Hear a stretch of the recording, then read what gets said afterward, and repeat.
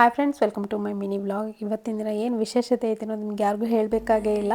ಇವತ್ತಿನ ದಿನ ಮರ್ಯಾದಾ ಪುರುಷೋತ್ತಮ ಶ್ರೀರಾಮಚಂದ್ರ ಮೂರ್ತಿಯ ಪ್ರಾಣ ಪ್ರತಿಷ್ಠಾಪನೆ ಇವತ್ತು ಅಯೋಧ್ಯೆಯೊಳಗೆ ನಡೆಯಾಗತ್ತೈತಿ.